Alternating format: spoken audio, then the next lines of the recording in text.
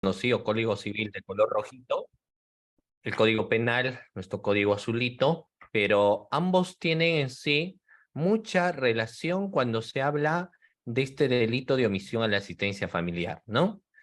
¿Y por qué guardan relación? Porque precisamente esto está relacionado a lo que inicialmente se conoce en las cuestiones de familia, ¿no? Entonces vamos a empezar nuestra sesión de clase de hoy.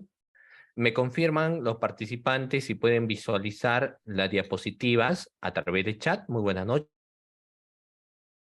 Muy buenas noches a quienes se están conectando. Me señalan, perfecto. Tengo a la doctora Emilia, tengo al doctor Ever, si se puede ver, la doctora Maditere, ¿qué tal, doctora? ¿Cómo está? Buenas noches. El doctor Guido, buenas noches. La doctora Guadalupe, sí, sí se puede ver. La doctora Estela también, sí se puede ver. El doctor Yamex, la doctora Yesenia, el doctor Renan, sí, sí se pueden ver. Muchas gracias, doctores. Entonces, sí podemos visualizar las diapositivas en esta sesión de clase, correcto. Vamos a empezar entonces. Si vamos a hablar de omisión a la asistencia familiar, hablemos de la génesis. Y la génesis es hablar sobre alimentos. Y si vamos a hablar sobre alimentos, entonces tendríamos que irnos a lo que señala el artículo 470 del Código Civil, que nos habla precisamente sobre lo que vienen a ser la noción de alimentos, ¿no? Y empezamos preguntando, ¿qué se entenderá por alimentos? ¿Qué vienen a ser alimentos, estimados participantes? A veces uno podría creer que alimentos solamente está relacionado al hecho de la subsistencia en tener que alimentarse, en tener que comer, ¿no? En desayunar, en tener que almorzar y tener que cenar. Pero va algo más que ello cuando hablamos de alimentos. El artículo 472, por ende, nos señala que se entiende por alimentos lo que es indispensable para el sustento, para la habitación, para el vestido, educación, instrucción y capacitación de toda persona. En este caso, del alimentista, ¿no? El alimentista. No solamente alimentos, entonces, conglomera el tema de tener que estar relacionado a comida. Eso no solamente viene a ser alimentos, sino tenemos la habitación, el lugar donde tiene que vivir el alimentista. También contempla el vestido, también contempla la educación, también contempla la instrucción, ¿no? Y cualquier tipo de capacitación existente. ¿Para qué? Para el trabajo, para la asistencia médica, psicológica y también recreación. Ahora, pero hay que tener en cuenta que el artículo 472 nos señala según la situación y posibilidades de la familia. Obviamente el estilo de vida entre familia y familia es diferente. Seguramente algunos tienen un iPhone y otros no les alcanza el tema pecuniario como para poder tener un iPhone. Hay quienes, por ejemplo, podrían tener una camioneta último modelo y hay quienes seguramente el tema pecuniario lamentablemente no les alcanza, ¿no? Hay quienes quizás tengan como ingreso mensual 15.000 soles. Hay quienes tengan 40.000 y hay quienes tengan el sueldo mínimo y hay quienes tengan por debajo del sueldo mínimo. Entonces, esos contextos de alimentos, como viene a ser habitación, vestido, educación, instrucción y capacitación para el trabajo, asistencia médica, psicológica y recreación, va a depender de la situación y posibilidades de la familia. Va a depender de ello, ¿no es cierto?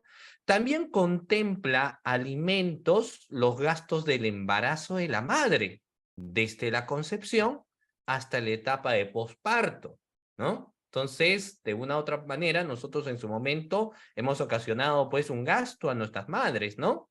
Desde el momento de la concepción hasta el posparto, porque hay que atenderse y obviamente, reitero ahí, quienes tienen mayores posibilidades, pues se podrán atender en clínicas grandes, quienes no en otros lugares y hay quienes no se atienden pues en ningún tipo de hospital ni clínica, ¿no? Dependiendo también de la realidad de cada familia. Entonces, el artículo 472 lo que nos contemple es que cuando alguien va a ser padre, van a ser padre, tanto el papá y la mamá, tienen que saber el concepto de lo que viene a ser alimentos. Y hemos señalado, alimentos contempla varias cosas, pero también contempla la realidad de la familia en la cual nosotros nos encontramos, ¿no? Eso contempla alimentos y se encuentra regulado en el artículo 472 de nuestro Código Civil. Ahí lo encontramos regulado. Luego vamos a advertir que esa definición anterior que he señalado guarda mucha concordancia con lo establecido en el Código de los Niños y Adolescentes, en adelante el CNA, ¿no? Que en su artículo 92 dice lo siguiente, hace una definición de lo que se entiende también por alimentos, y lo que señala es que se considera alimentos a lo necesario para el sustento, habitación, vestido, educación, instrucción y capacitación para el trabajo, asistencia médica y recreación del niño, del adolescente, también los gastos del embarazo de la madre desde la concepción hasta la etapa del posparto. Entonces vemos un conjunto. ¿Por qué? Porque ¿qué es lo que necesita el alimentista? Para ser más específico, quien acaba de nacer, el menor, ¿qué es lo que necesita para su subsistencia de conformidad a lo que señala el Código Civil y el Código del Niño y el Adolescente? ¿Qué necesita el menor? El menor necesita pues una serie de conjuntos de beneficios a su favor, como los que hemos señalado. Tiene que gozar de buena salud. Entonces se necesita ahí sus medicamentos, sus terapias que puede llevar un menor de edad.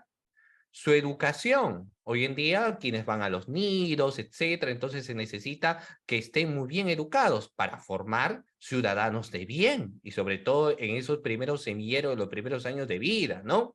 También la habitación, las condiciones en las cuales puede vivir el menor.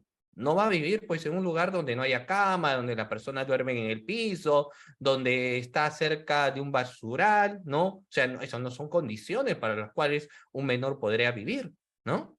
También la recreación del niño. Entonces, todo ello contempla lo que viene a ser alimentos. Todo contempla ello lo que es alimentos. Estamos partiendo de la definición, ¿no? Eso contempla lo que viene a ser alimentos. Luego vamos a ver la obligación recíproca de alimentos. Pregunta, ¿quiénes se encuentran obligados a prestar alimentos? Pregunta, doctores, ¿quiénes se encontrarán obligados a prestar alimentos? ¿Qué nos señala la regla general, doctores? ¿Quiénes son los obligados a prestar alimentos? Vamos a ver, es importante su participación de cada uno de ustedes y la pregunta es, ¿no? ¿Quiénes son los obligados a prestar alimentos por ley?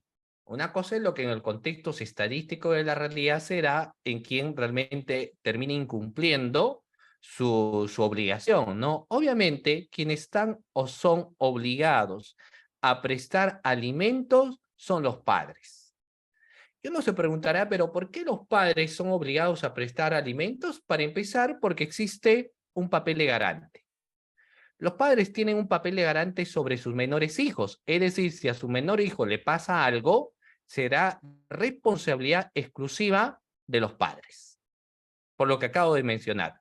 Ellos tienen el papel de garante, por ende hay que darle el cuidado y protección al menor de edad, ¿no? Hay que darle la protección que corresponde por ese papel de garante. Si pasa algo al menor, ellos pueden responder incluso a título de culpa, ¿no? Y vamos a ver que, de acuerdo a lo que señala el artículo 474 del Código Civil, nos señala que se deben prestar alimentos recíprocamente. O sea, ¿quiénes son los obligados? Primero los cónyuges, o sea, los padres son los obligados, por eso tienen hijos, y esa obligación es producto del deber de garante que tienen sobre el menor, pero también los ascendientes y descendientes. Entonces, por ejemplo, si el papá que estaba prestando alimentos al menor hasta que éste cumplió 5 años y desgraciadamente el papá fallece en un accidente de tránsito, ¿quién asume la obligación, estimados doctores, de asumir alimentos de este menor? Acaba de fallecer lamentablemente el padre, la vida uno no lo tiene comprado, cualquier cosa puede pasar, entonces ya el padre obviamente no va a poder prestar alimentos. ¿De quién corresponde ahora, de acuerdo al artículo 474 del Código Civil, la obligación de prestar alimentos? De los abuelos. Los abuelos, ¿cierto? Nos dicen los cónyuges ascendientes y descendientes, ¿no? Los abuelos. Si no están los abuelos, serán los tatarabuelos.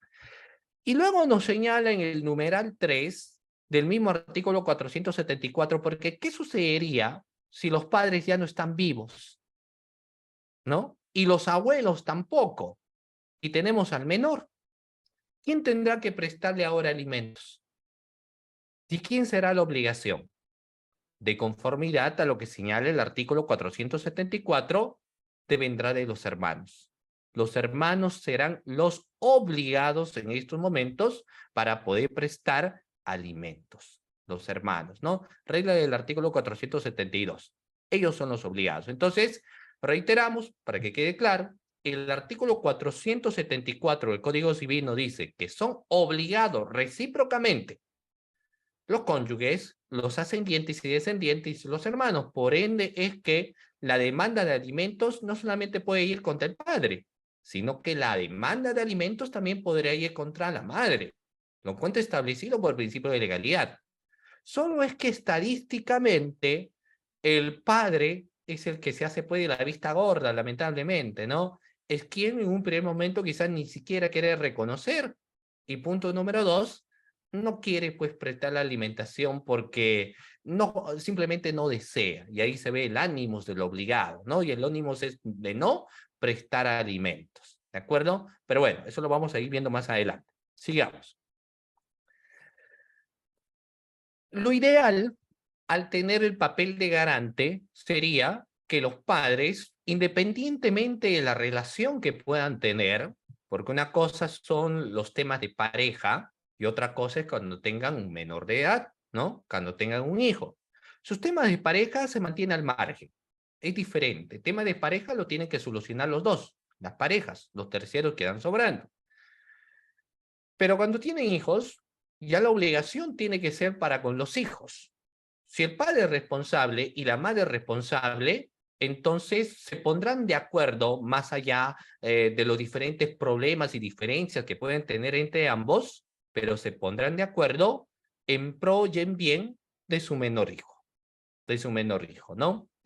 Lamentablemente, ya sea por ego de la madre, por orgullo de la madre, por ego del padre o por otras circunstancias, ¿no? Porque el hijo no fue planificado, porque existen oposiciones de por medio, porque existen diferencias económicas, porque existen diferencias sociales o cualquier situación, muchas veces el padre se aleja, ¿no? Se aleja y dice, bueno, yo me mantengo al margen y la madre no, herida en su amor propio, en su orgullo propio, tampoco quiere, en este caso, demandar por alimentos. Y se quedan muchos los casos así.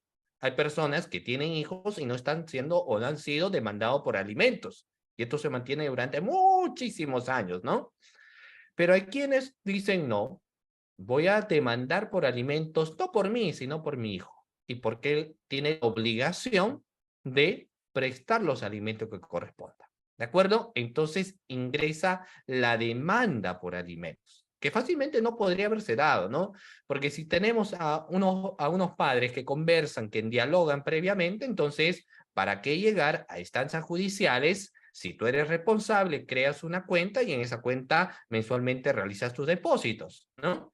Y la madre también que no debería tener en todo caso una conducta temeraria y decir, bueno, me están aportando económicamente y no te voy a demandar por alimentos, ¿no? Finalmente, el hijo está al margen del conflicto de los padres y hay que pensar siempre pro hijo y no pro padre, pues no pro persona, ¿no? No pensar que el hijo es un objeto para buscar hacer daño a la otra parte, ¿no?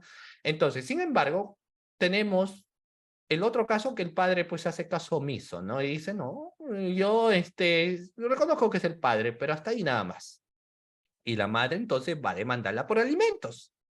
Cuando existe ya una demanda para alimentos, resulta importante analizar el artículo 481 del Código Civil que nos habla de los criterios para fijar alimentos. Reitero nuevamente, el artículo 481 del Código Civil nos hace mención de los criterios que hay que tener para poder fijar alimentos.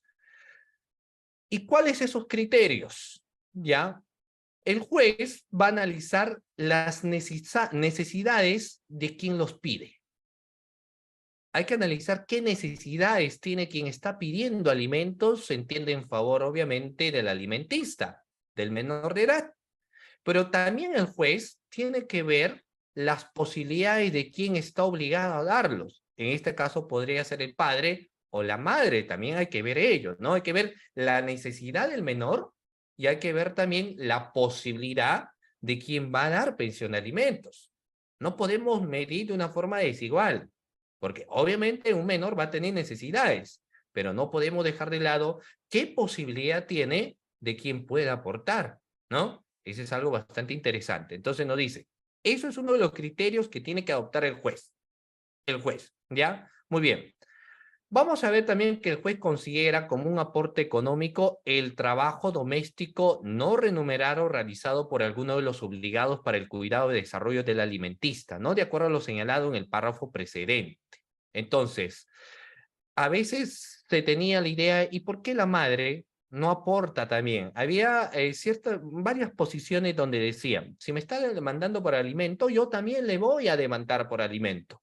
Es decir, si yo mensualmente tengo que pasar 1.500 soles, la madre también tiene que pasar cada mes 1.500 soles y tienen que irse en una sola cuenta corriente que está destinado directamente para el menor y que todo lo que se sustraiga de ello tiene que ser debidamente sustentado. ¿Y esto para qué? Para que no se utilice ese dinero para hacer cosas totalmente diferentes a las que no sea en propio en beneficio del menor, ¿no? Y eso se sostenía. Se decía que la mujer también que aporte, ¿no? Mediante resolución. Pero el juez toma el criterio de que lo que se hace en la casa, o sea, la madre, ¿no? Un bebé se suele levantar y despertar pues en la noche y empieza a llorar, ¿no?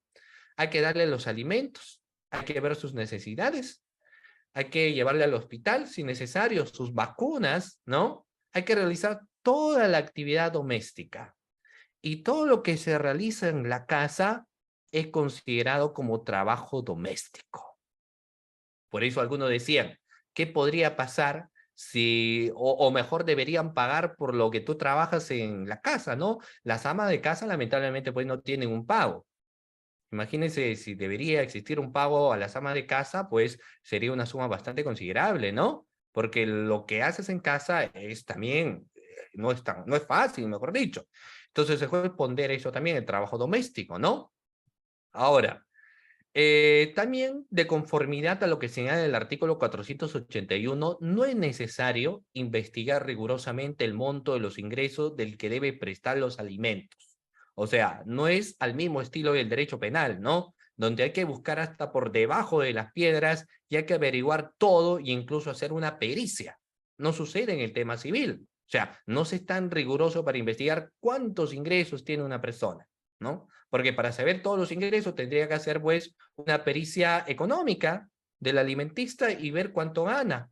Porque puede ser que una persona, aparte que tenga sus ingresos, se dedica a otras actividades, a varias actividades. Hoy en día hay muchas posibilidades como para poder tener ingresos económicos, ¿no? Pero nos señala el artículo 481 que para los criterios para fijar alimentos no será tan riguroso. No será tan riguroso, ¿ya? Eso nos señala. Siguiente diapositiva. Bueno, el otro aspecto está relacionado básicamente a cómo presentar una demanda de alimentos.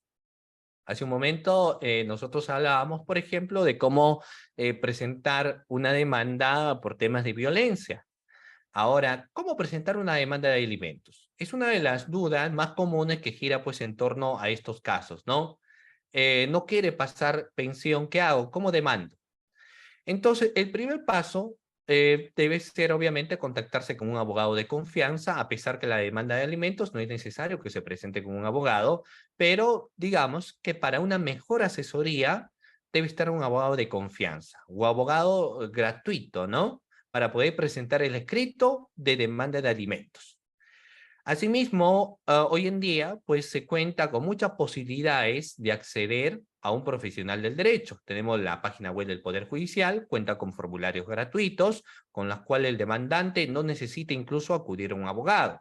porque ya en la página web del Poder Judicial te van dando algunas pautas de cómo podrías presentar tus escritos de demanda de alimentos, ¿no? Entonces solamente consistirá, por ejemplo, en llenar adecuadamente el formulario y presentarlo en mesa de partes de manera virtual, o sea, en pocas palabras, tu demanda de alimentos podrías presentarlo de manera virtual, o si lo consideras necesario, podrías presentarlo también, pero de manera presencial, ¿no?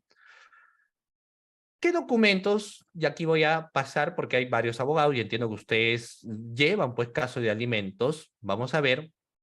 Miren, ¿qué debo presentar? Pregunta. Vamos a ver.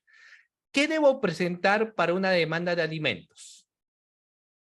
¿Qué se debe presentar, estimados participantes, estimados doctores que se encuentran en el Zoom, ¿ya? Y quienes nos están viendo también? ¿Qué se debe presentar para una demanda de alimentos? Lo voy leyendo, doctores. ¿Qué hay que presentar por una demanda de alimentos?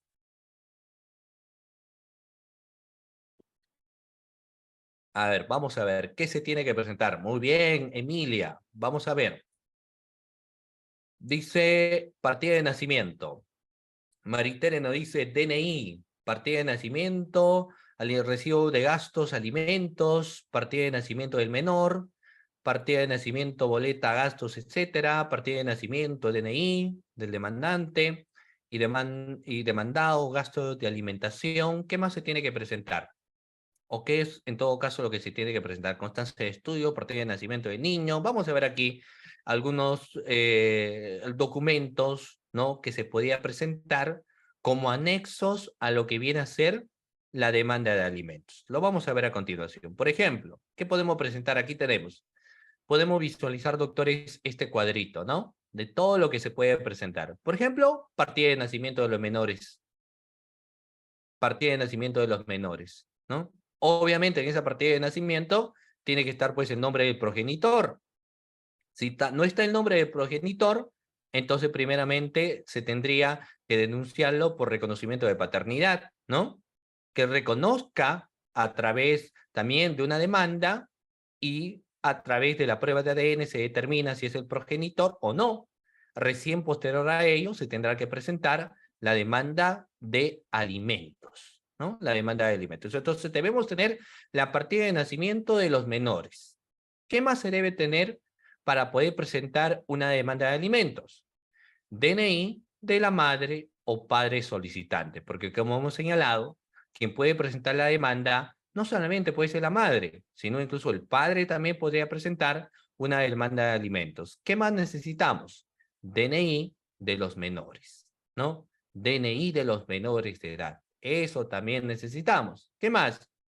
Recibos, tickets que acreditan los gastos del menor, ya sea su gasto de alimentos, terapias, ¿no? Hay muchos menores que necesitan terapia, salud, su vestimenta, su educación, que también incluye esto, estimulación temprana, y todo relacionado a su sustento, ¿no?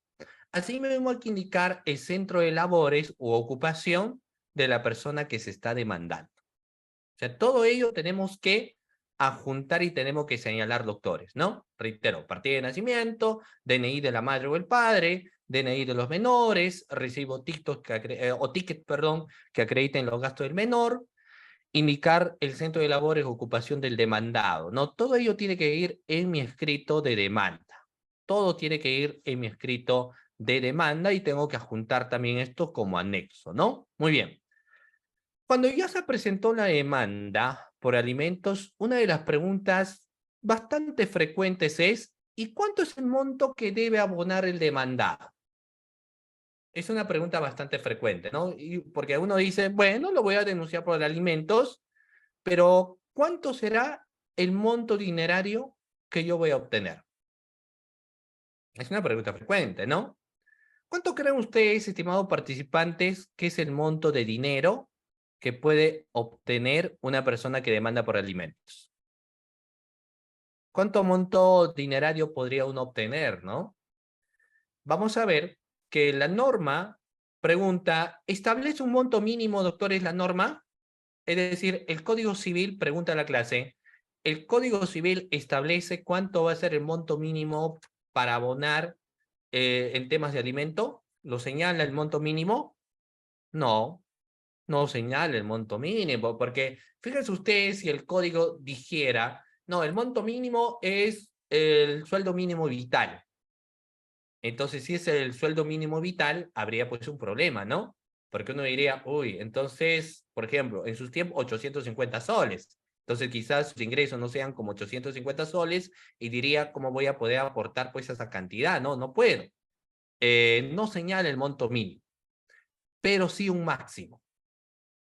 Pero sí un máximo. Y ahí tenemos, como ustedes pueden visualizar en la diapositiva, sí se puede encontrar lo que es un monto máximo. ¿Cuánto es el monto máximo? ¿No? Nos señala, en ningún caso va a superar el 60% de los ingresos netos del demandado. Reitero nuevamente, en ningún caso va a superar el 60% de los ingresos netos del demandado. Normalmente, cuando se trata de un hijo, se otorga el 20 o 30%, pero hay casos en los que se otorga también el 60%, dependiendo obviamente de la necesidad que tiene el menor. Todos obviamente queremos que uno de los aspectos importantes es que el menor, cuando nazca, esté saludable, goce de buena salud. Pero lamentablemente, porque uno no sabe, puede ser que el menor nazca y tenga pues alguna enfermedad que necesita y que tiene que llevar ciertas terapias y tiene que tomar ciertas medicaciones, por ejemplo. Entonces, se ve casos incluso donde el 60% se puede pedir a quien es demandado. Todo va a depender, obviamente, de los gastos que demuestre quien pide los alimentos, ¿no? Y que se demuestre la capacidad económica también de parte demandante. Obviamente, no es lo mismo pedir alimentos a una persona que tiene un sueldo fijo, tiene una carrera, aparte de eso tiene otros ingresos, que pedir quizás alimentos a una persona que no tiene trabajo estable o que es subempleado, ¿no? O que eventualmente va teniendo ingresos bastante variables, no es lo mismo, no es lo mismo, pues uno tendrán sueldos fijos, estarán en planilla, serán 728, entonces de ellos se puede calcular más fácilmente el 60% o incluso aplicar el descuento económico a los ingresos que ellos tienen dentro del pago que le dan en su institución. Pero diferente es si quién es el papá no tiene pues ingresos fijos, ¿no? Por eso ahí a manera de broma, un especialista decía, si no logras escoger una buena pareja, por lo menos escoja un buen padre, ¿no? Porque claro, si es mala pareja, es una cosa diferente, pero si es responsable, más que suficiente como buen papá, ¿no? Entonces vamos a ver, todo depende de eso, ¿no? Todo depende de quien demuestre por qué quiero hasta el 60% y también cómo se demuestra la capacidad económica de la parte demandada. Ahora, por tanto, el juez tendrá que fijar la pensión de alimentos en función de los gastos del niño y de las otras obligaciones de igual naturaleza del mismo, como puede ser el caso de tener otros hijos, por ejemplo. Una enfermedad crónica que tratar en todos los aspectos. A veces, en la demanda de alimentos uno dice, no, quiero hasta el 60%, pero el obligado tiene cáncer, el obligado tiene otra enfermedad, diabetes avanzada, ¿no? O tiene otro mal, entonces se tiene que ponderar también ello, porque sus ingresos económicos que tiene el obligado también lo va a destinar para su atención médica, lo va a destinar para su salud, ¿no? Y va a suceder también a la inversa. Si el menor nace con alguna enfermedad, con alguna discapacidad, ¿no? Entonces también se va a tener que ponderar. Por eso es que no existe un monto mínimo para pagar pensión de alimentos. No existe un monto mínimo. Lo que nos establece, como ustedes muy bien lo han señalado, son porcentajes y el porcentaje nos dice que en ningún caso tiene que superar del 60%. ¿Podemos llegar al 60%? Sí, pero hay que sustentar adecuadamente y hay que ver la capacidad del obligado. Por eso les decía, no es lo mismo que sea el padre una persona que tiene sueldo fijo, que tenga un trabajo fijo, planilla, etcétera, a que sea alguien que tiene trabajo eventual o alguien que no trabaje, ¿no? Entonces se tiene que poner a ello, porque obviamente, ¿qué podrías pedir a quien No tiene que aportar ni a él mismo sostenerse, ¿no? O sea, como quien diría, ni él mismo se puede mantener. Entonces hay que ver. Ahora, eso no exende, obviamente, de su obligación como padre, porque es una obligación contractual, sujeta también por ley, ¿no? Pero el juez pondera, pues, esa situación. Y por eso lo que les decía a manera de broma, si no escoges buena pareja, por lo menos escoja un buen padre, ¿no? Un buen papá. Muy bien. Vamos a ver lo siguiente. Fíjense ustedes.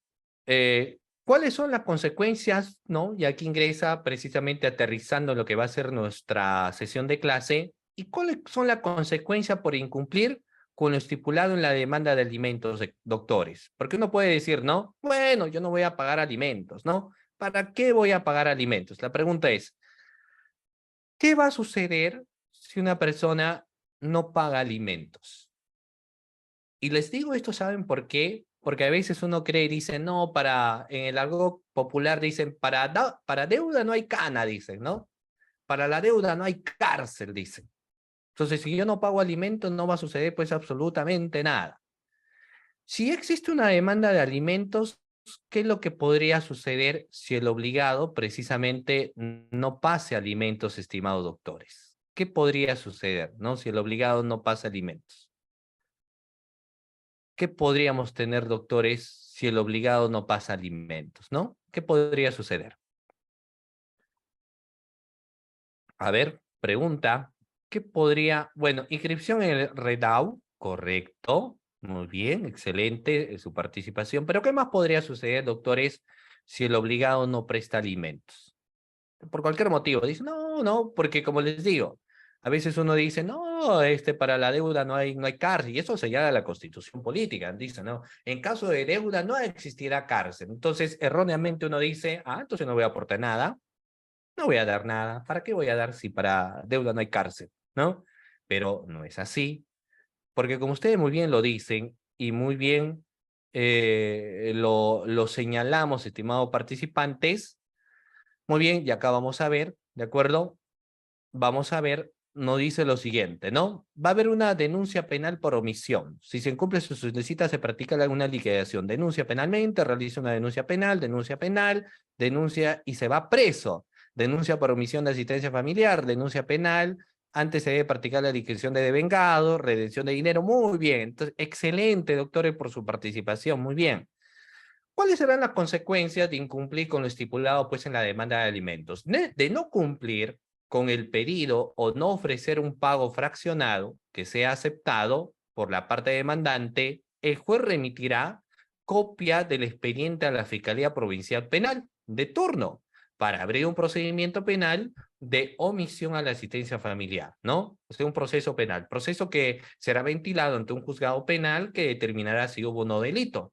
La pena inicial podría ser en el tipo base no mayor de 3 años, pero obviamente se puede llegar también a una pena privativa de libertad, lo que lo vamos a señalar más adelante.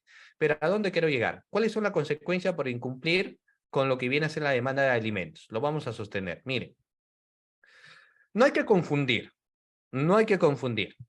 Para que sea un tema hay que ir por partes, ¿no? Hay que ir por partes. Miren, si hay una demanda de alimentos, entonces el obligado, ya sea el papá o la mamá, en esa demanda de alimentos han estipulado el monto que tiene que pagar. Por ejemplo, 2.000 soles. Y han señalado también la fecha en la cual tiene que realizar el pago correspondiente, digamos, todos los 15 de cada mes. Entonces se entiende que él tiene que cumplir con el monto dinerario y tiene que cumplir con la fecha. Si por algún motivo, que él no lo sustenta, porque sí lo podría señalar, por ejemplo, deja de pagar en el mes de enero, febrero, marzo, abril, mayo. Entonces la madre del menor dice que es lo que está pasando, ¿no? ¿Qué es lo que está sucediendo? ¿Por qué no deposita? Como ya hay riñas, como ya hay peleas, ni siquiera se comunican. Entonces, pone de conocimiento del juez. La pregunta es, ¿el juez en ese caso remitirá al Ministerio Público para que inicie la investigación por omisión a la asistencia familiar? ¿O tiene que haber un requisito previo? tiene que haber, como ustedes lo señalan, previamente un requisito. ¿Y cuál viene a ser ese requisito? ¿Cierto? Tiene que haber un requerimiento de pago y una adecuada notificación, ¿no? O sea, tiene que requerir el pago al obligado. De los devengados, lo que bien se conoce como tal, es decir, del dinero que hasta la fecha no se ha pagado. Del dinero que hasta la fecha no se ha pagado, ahora tiene que haber un requerimiento de pago. Entonces el obligado se tendrá que decir, ¿sabe qué? Por ejemplo, Pepito, que sobre su persona ya ha recaído una demanda de alimentos, usted tenía que pagar 2.000 soles cada mes. No ha pagado en el lapso de 6 meses. No sabemos por qué, no ha realizado ningún pago. Entonces existirá el requerimiento de por medio para que Pepito pague. Si Pepito no paga, o sea, no le importa a Pepito, porque se tiene que actuar con dolo también, entonces ahí recién se va a remitir a la fiscalía para que inicien la investigación por el delito de omisión, ¿no? Ahora, el plazo son 3 días, obviamente, ¿no? Ahora, Pepito podría, obviamente, solicitar que el pago se dé de forma fraccionada, si quizás el monto no lo tiene. Pero si no lo hace, entonces se remitirá copias para que el Ministerio Público inicie en ese sentido lo que viene a ser la investigación por el delito de omisión a la asistencia familiar, ¿no? Como ustedes lo señalan, mediante resolución de aprobación de liquidación de alimentos, el juez de paletrado notifica al emplazado y le da el plazo de 3 días para que cumpla con la eternidad de la deuda de las pensiones devengadas, ¿no? Muy bien, vamos a ver, y ahí ingreso un punto, o sea, que eso luego vamos a ver cuando empezamos a analizar la materia del delito, hay que ver algunos aspectos, ¿no? Miren, si tú, porque el monto de pensión de alimentos finalmente puede variar, uno puede solicitar la reducción. Digamos que en tu mejor momento, les hablo en el caso de los futbolistas.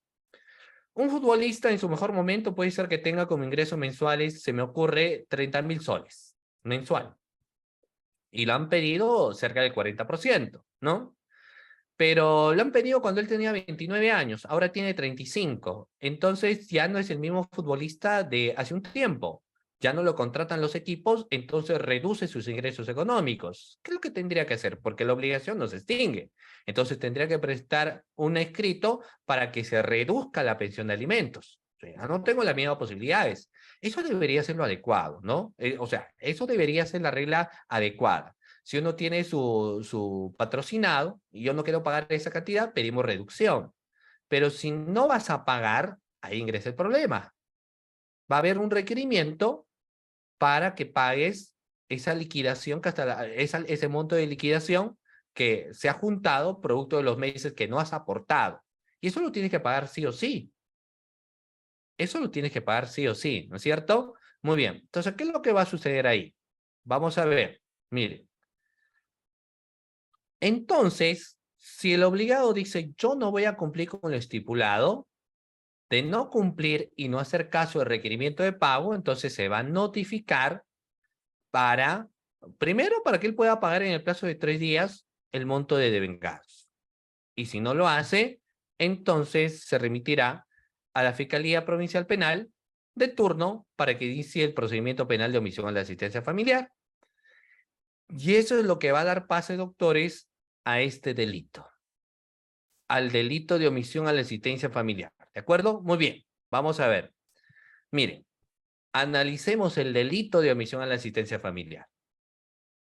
Para empezar, este delito, es decir, el de omisión a la asistencia familiar, se encuentra regulado en el artículo 149 del Código Penal. Reitero nuevamente, el delito de omisión a la asistencia familiar se encuentra regulado en el artículo 149. Aquí ya se deja de lado pues el código rojito que nosotros lo conocemos para dar pase al código azul, ¿no? Al código penal. O sea, acá dejamos ya el tema civil para irnos al código penal que muchos temen. Y dentro, precisamente, del código penal se encuentra regulado el artículo 149 que nos habla del delito de omisión a la asistencia familiar. Es un tipo penal genérico porque si el obligado puede ser un varón o una mujer, entonces quien omite prestar alimentos también podría ser un varón o una mujer. Cualquiera de los dos podría omitir, cualquiera de los padres podría omitir. Es un tipo penal de peligro en su primer párrafo y en los siguientes dos es un tipo penal de resultado. Es un híbrido, la omisión a la asistencia familiar. Vamos a analizar la descripción del mismo. Mire, nos dice, el que omite cumplir, fíjense, el que omite cumplir su obligación de prestar los alimentos que establece una resolución judicial. Esto va a recaer en una interpretación, obviamente, porque en la descripción del artículo 149, en el caso de omisión a la asistencia familiar, no nos establece qué resolución es. De ahí que una interpretación podría ser de que solo el hecho de que no se cumpla con la resolución de alimentos ya devendría en una investigación de omisión a la asistencia familiar. Entonces tenemos que recurrir pues al plano jurisprudencial, ¿no? En la cual nos señala que el incumplimiento del pago de alimentos deviene en una orden o un requerimiento de pago de los devengados, ¿no? Solo y solo si no se cumple con el pago de los devengados, entonces recién iremos a una materia penal. A eso nos hace. Entonces, la conducta prohibida es no hacer. A diferencia que muchos de los hechos delictuosos son más bien conductas por acción, como el robo, como el hurto, como el delito de violación, tocamientos indebidos, entre otros, el caso de la omisión a la asistencia familiar es más bien no realizar algo, el dejar de hacer algo establecido en la norma. En este caso, en tu obligación como padre, ¿no? Como padre. Entonces, si tú omites cumplir tu obligación, pero ojo, establecido obligatoriamente en una resolución judicial, entonces se te puede imputar este delito. No será omisión a la asistencia familiar si no existe una denuncia de por medio, ¿no? O mejor dicho, una demanda de alimentos. Uno podría creer, mi pareja no me paga, no da nada para el menor. Eso es una violencia patrimonial, pero no significa necesariamente que la violencia patrimonial sea una omisión a la asistencia familiar. Mucho cuidado. A veces uno cree, no, acá mi pareja, tengo un hijo, pero no aporta nada, ¿no? Está omitiendo, es omisión a la asistencia familiar, lo voy a demandar penalmente, no. Por regla de procedibilidad, primero tendría que existir una demanda de alimentos, no se cumple con la demanda de alimentos, un requerimiento de pago de devengados. Cuando no se cumple con dicho requerimiento, recién es pasible para la denuncia por omisión a la asistencia familiar. El reproche de punibilidad en esta conducta es una pena no alta, lamentablemente, ¿no? Es una pena de libertad no mayor de 3 años. Es una pena no mayor de 3 años. Sin embargo, el artículo 149 no se analiza solo. El artículo 149 tiene formas agravadas que obviamente incrementan la pena. Por ejemplo, a veces, vamos a ver acá, es que como les decía, ¿no? Es un caso, por eso quien tiene un hijo, primero hay que ver con quién uno tiene pues un hijo, ¿no? Uno, hay que ver, hay que conocer a la pareja, hay que conocerla pero muy bien y viceversa, no tanto los hombres y tanto las mujeres, hay que conocer muy bien a su pareja. ¿Por qué? Porque se han dado varios casos.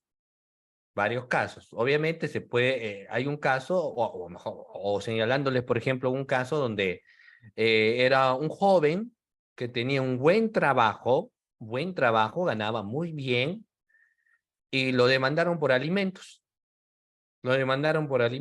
¿no? Y él obviamente tenía una obligación de prestar alimentos. Y él se sentía, y él tenía mucha cólera porque decía, a mí me están pagando 15.000 y le tengo que dar de los 15.000 que yo tengo el 50%. El 50% es una gran cantidad, decía, porque él era muy joven, 25 años, ¿no? Tenía muchos objetivos en la vida y de una u otra forma le molestaba. No le molestaba tener que dar ese aporte para su hijo, sino que le molestaba el hecho de que la madre del menor le pedía muchas veces incrementando la suma a pesar que él era un buen padre, ¿no? ¿Qué es lo que él hizo? Renunció a su trabajo. Él dijo, no, me están pidiendo mucho dinero, voy a renunciar a mi trabajo. Ya no voy a trabajar. De esta manera, ya no voy a poder aportar, porque no voy a tener un sustento económico. Pero ahí ingresa el dilema, en base a lo que se llama en el artículo 149 del Código Penal. Si una persona que está obligada a prestar alimentos renuncia a su trabajo, ojo, reiteradamente, si una persona que está obligada a prestar alimentos renuncia a su trabajo, ¿qué es lo que va a suceder, doctores? Si una persona renuncia a su trabajo, eso se convierte en una agravante. Es un agravante, ¿no? Es un agravante. Entonces, si una persona tenía como sustento una fuente económica y ahora renuncia dolosamente porque no quiere prestar alimentos, entonces eso se convierte en un agravante. Un agravante. Por eso es que cuando quien renunció a su trabajo, ya a nivel de investigación, se tendrá que pedir un informe para que la entidad o institución donde trabajaba el obligado señale los motivos de la renuncia. Quizás lo despidieron o quizás él renunció. Si él renunció de manera injustificada o abandonó su trabajo, entonces la pena será mayor. La primera posibilidad. La otra posibilidad es si simula tener otra obligación de alimentos, ¿no? Simula tener otra obligación de alimentos. Es decir, hace creer a la madre de su hijo que tiene pues otra familia o que tiene un hijo por ahí y por ende no le puede pasar la pensión de alimento que le están pidiendo. Esa cantidad de dinero no, porque tiene otra obligación. Si tiene otra obligación, entonces lo que tendría que plantear es un prorrateo. Para todos sus hijos, partes iguales, para todos sus hijos, pago de pensión igual. Eso es lo que tendría que corresponder, ¿cierto? Para todos sus hijos, monto de pensión igual, a todos por igual, ¿cierto? Pero si esta persona simula tener otras obligaciones para no querer pagar alimentos, más bien todo lo contrario, eso constituye una agravante.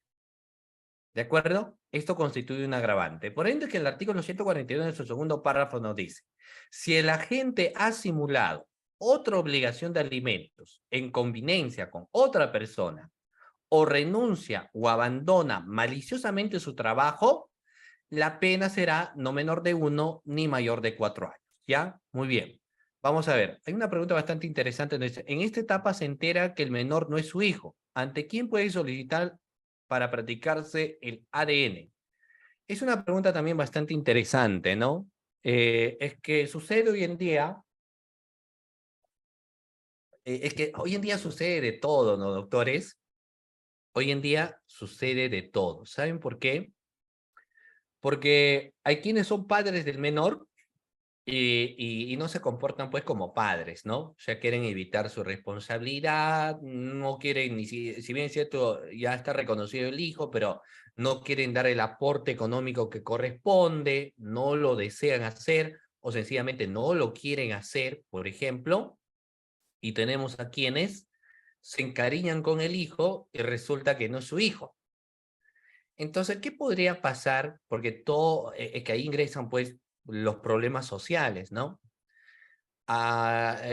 No existe una regla donde te diga al tiempo que conoces a alguien, cuánto es el tiempo que tú puedes tener un hijo con esa persona. A veces las cosas pueden salir o se pueden dar en un abrir y cerrar de ojos.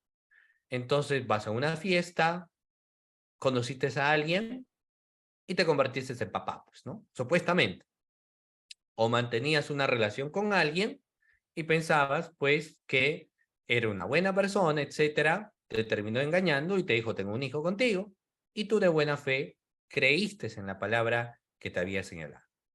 Sin embargo, cuando pasa el tiempo y cuando tú ya estás, porque te han denunciado incluso, a pesar que tú no eres el padre, te denunciaron por alimentos. Y tú pues tranquilo y feliz dices, bueno, voy a cumplir con mi responsabilidad, ¿no? Y por ahí luego vas teniendo algunos problemitas y te enteras porque Si el río suena es porque piedras trae y hay algo que puede estar sucediendo y te dicen, ¿sabes qué? Creo que tú no eres el papá porque el hijo no se parece a ti. Nadita, más bien se parece, creo, a un compañero del colegio, de la universidad. Entonces tú dices, tengo una duda. ¿Puedes plantear ahí que se haga una prueba de ADN? Por supuesto que sí, pero ya será otro trámite independiente. Tu obligación, o sea, si existe una resolución en la cual se establece el pago de la pensión de alimentos, tú tendrás que seguir pagando. Si por algún motivo tú luego sospechaste y dices, no, yo quiero una prueba de ADN, entonces eso se ventilará en otro proceso. Si en ese proceso se demuestra, obviamente, que tú no eres el padre, entonces dejarás de aportar la pensión de alimentos, ¿no? En ese caso. Pero mientras, mientras que se ha ido trabajando en proceso aparte, ¿no? El proceso se ha trabajado apartemente. Ahora, tú puedes solicitar la reparación o perjuicio que te ha ocasionado, sí, pero hay que depender, hay que ver cada caso, hay que probar ello. Hay que tener que probar el dolo de la madre. O sea, que la madre, sabiendo que tú no eras el padre, pero como tú tenías buenos ingresos económicos, ella te pidió un gran porcentaje. O sea, habría que ver el ánimos que tuvo la madre y que ella sí, efectivamente sabía que tú no eras el padre. O sea, te tendría que demostrar eso para que podamos pedir una reparación por el daño que te han ocasionado, ¿no? Pero si la madre decía, uy, no me recuerdo porque, bueno, andaba con varias personas, ya será diferente, ¿no? Muy bien, eso se puede dar, ¿ya? Muy bien.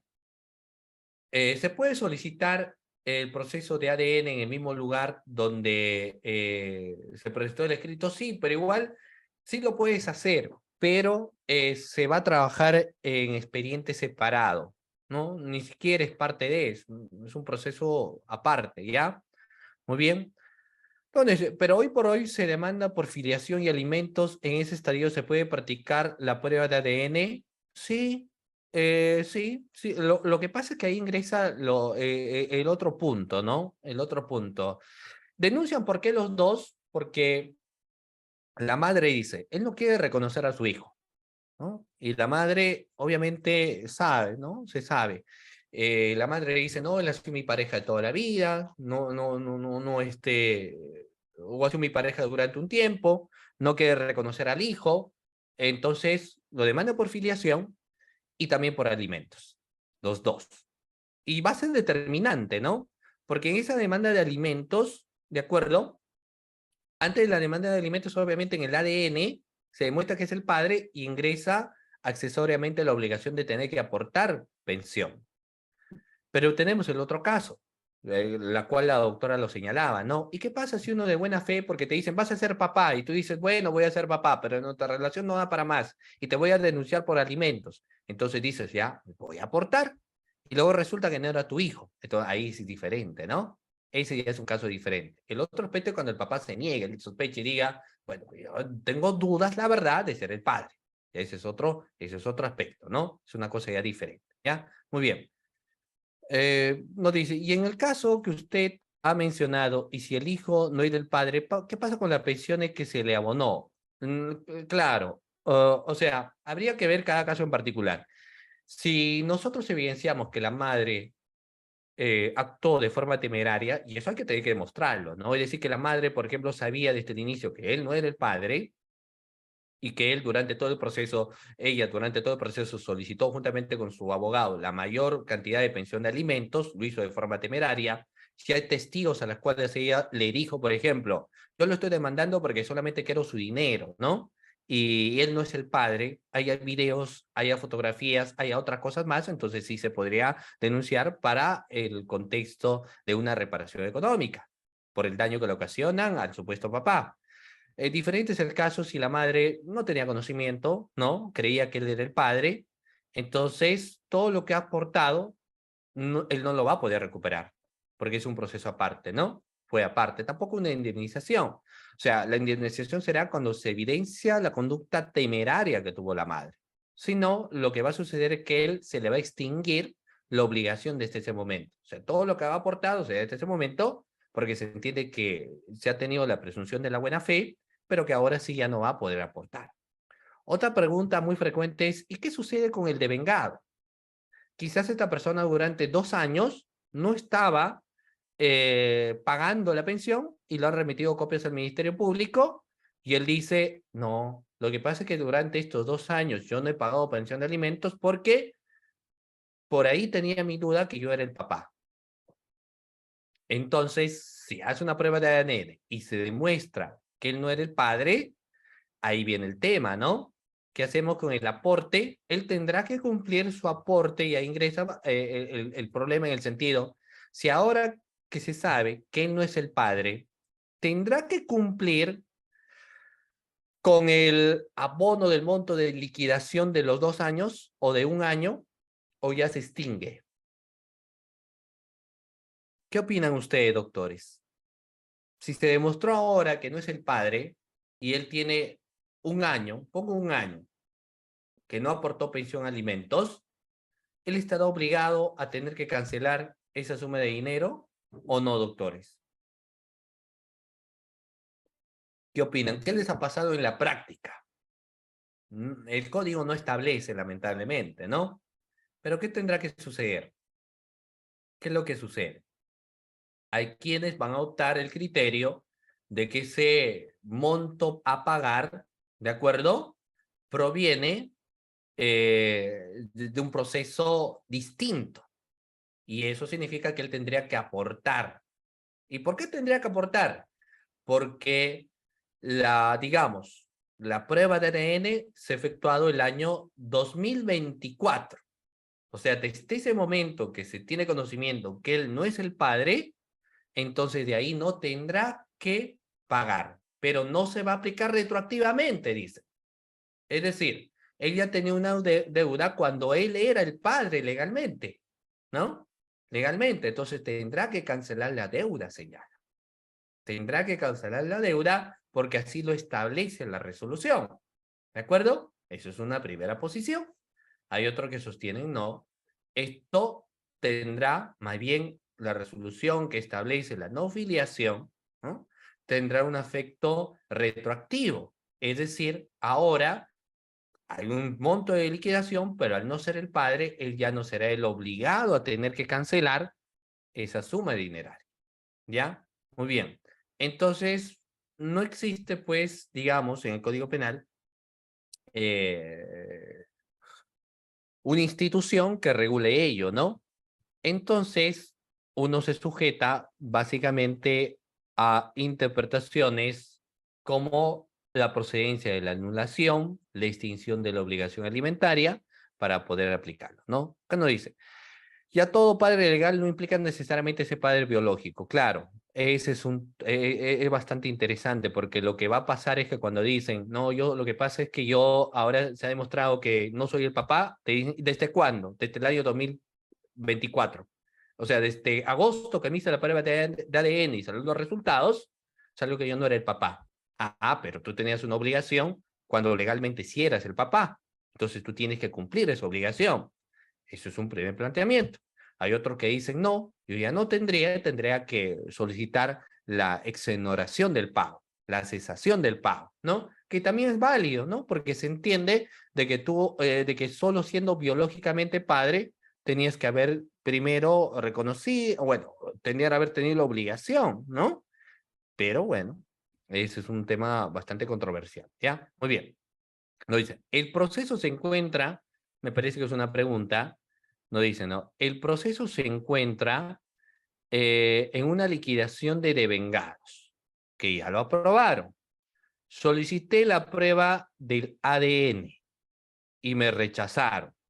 El demandado se niega a pagar esa liquidación porque asegura que no es su hijo. ¿Qué corresponde hacer en esa situación? Bueno, es una pregunta bastante interesante y lo que yo les he señalado es que esto se trabaja en cuerdas separadas, ¿de acuerdo?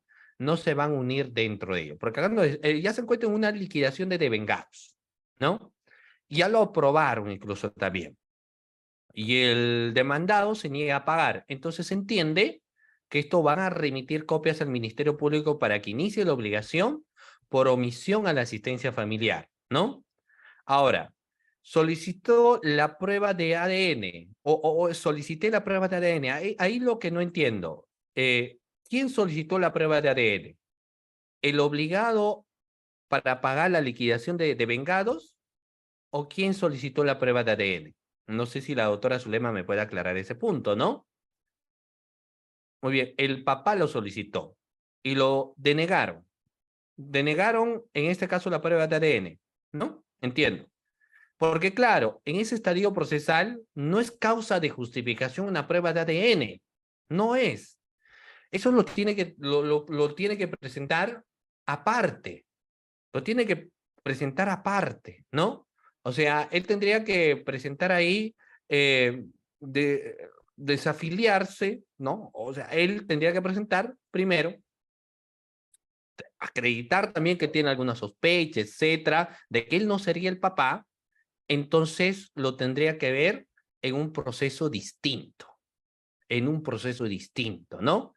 Mientras tanto, él tendría que estar envuelta en la obligación del pago de los devengados. Y obviamente, si no lo hizo, lo van a remitir al Ministerio Público. Si existe, y esto como son procesos autónomos, entonces el Ministerio Público no se va a guiar, pues si hay ADN, no hay ADN, no. El Ministerio Público va a estar en base a que en el momento que él era padre legalmente, otra cosa es padre biológicamente, ¿no? Si él era padre legalmente, él estaba en la obligación. Y por eso se le va a procesar. Ahora, si en el proceso que él realiza y se hace la prueba de ADN, señala que no es el padre, entonces inmediatamente ahí sí va a cesar desde ese momento su obligación de prestar alimentos. Ahora, el tema en controversia va a estar si esa liquidación, sabiéndose ahora que no es el papá, él está obligado o no a tener que pagar. Ese es el punto en detalle, ¿no? O sea, él ahora se ve obligado o no se ve obligado a pagar alimentos. Ese es el punto. ¿Estamos? Ese es el punto, ¿no? Ya, lo que pasa es que, mira, por ejemplo, ¿no? Cuando hablamos de proceso distinto, una cosa es el tema en el proceso civil, de pagar los alimentos, una cosa es la afiliación y otra cosa es buscar, pues, en este caso, a través de una prueba de ADN, renunciar a las obligaciones paternas que él tiene, ¿no? Entonces él, porque claro, imagínate si un varón se entera de que no es el papá, tiene dudas, entonces puede solicitar la prueba de ADN para que se vea finalmente la identidad biológica del menor y él ya no tenga obligaciones. A eso me refiero a un proceso distinto. Entonces él puede, sí, eminentemente, si tiene alguna sospecha o una duda, solicitar la prueba de ADN y ahí se verá. Si en ese proceso, que va a ser sencillo, ¿no? Se va a convocar obviamente para la prueba de ADN y ahí si se demuestra que él no es el papá, entonces cesan sus obligaciones. Pero ese es un proceso independiente. Eso viene a ser un proceso independiente, ¿ya? Muy bien, eso hay que tener en cuenta. Ahora lo que él sí está obligado en la liquidación y eso procesalmente se va a ver, ¿de acuerdo? Muy bien. Hay una pregunta y luego vamos a ir de acuerdo a donde nos dice, ¿ya? Eh, ya, hay unas preguntas, voy a responder esas dos preguntas para continuar, donde nos dice, ¿el delito de omisión a la asistencia familiar prescribe? ¿Qué opinan, doctores? A ver, pregunta a la clase. ¿El delito de omisión a la asistencia familiar prescribe? ¿Qué opinan? ¿Prescribe o no el delito? A ver, muy bien, gracias por su participación y a cada uno de ustedes también, ¿no? ¿Prescribe o no prescribe el delito de omisión a la asistencia familiar? ¿Qué opinan? ¿Hay prescripción o no hay prescripción en el caso del delito de omisión a la asistencia familiar? Si hay prescripción, el delito prescribe. El delito prescribe, doctores, ¿ya? Todo delito prescribe. O, ojo, hay que diferenciar la prescripción del delito con el cese de la obligación. que son dos cosas totalmente diferentes. Reitero nuevamente, hay que diferenciar lo que viene a ser la prescripción del delito con el cese de la obligación. Son dos cosas totalmente distintas. Cuando hablamos de la prescripción del delito, entonces haremos una sumatoria del plazo ordinario y el plazo extraordinario. Y lo vamos a ver a continuación. Miren, es sencillo. Ustedes saben que para que existe prescripción nos regimos a un plazo ordinario y a un plazo extraordinario. El plazo ordinario es la pena mayor y el plazo extraordinario es la pena mayor más la mitad. Vamos a ver en el primer párrafo. Miren, para ver los temas de prescripción. Para ver los temas de prescripción. Miren, en el primer párrafo, la pena mayor es 3 años. O sea, un delito de omisión a la asistencia familiar en 3 años podría prescribir. O sea, si te denunciaron el 2019, ¿no? El 2019. Y te desapareciste toda la pandemia y ahora regresaste, en plazo ordinario, ese delito prescribió. Ya prescribió el delito. Pero ese es en el plazo ordinario. Tenemos un plazo extraordinario, que es el tipo penal, ¿no? Que en este caso viene a ser la pena mayor más la mitad. Entonces, la mitad de 3 años son año y medio. Entonces, sumamos 3, 4. A los 4 años y medio, en el primer párrafo, prescribe el delito de omisión. 4 años y medio. ¿De acuerdo? Ahí prescribe el delito en 4 años y medio. No nos olvidemos. En el segundo párrafo, estimados participantes, nos dice, la pena será no menor de 1 ni mayor de 4 años. ¿Qué significa? El plazo ordinario para que prescriba en el segundo párrafo el delito de omisión a la asistencia familiar será 4 años. En 4 años prescribe el delito, plazo ordinario. Y en el plazo extraordinario será la mitad de la pena mayor, es decir, la mitad de 4. Significa que en el segundo párrafo, en 6 años, va a prescribir el delito de omisión a la asistencia familiar. ¿De acuerdo? En 6 años en el segundo párrafo. Y tenemos el tercer párrafo donde nos dice 6 años más la mitad, 9 años, podría prescribir un delito de omisión a la asistencia familiar, señalando el plazo ordinario y señalando el plazo extraordinario. ¿De acuerdo? Muy bien.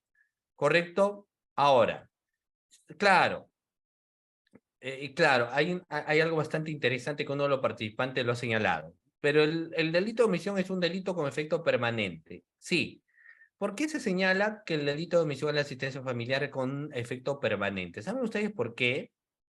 Porque una cosa es que prescribe el delito y otra cosa es que se extinga la obligación.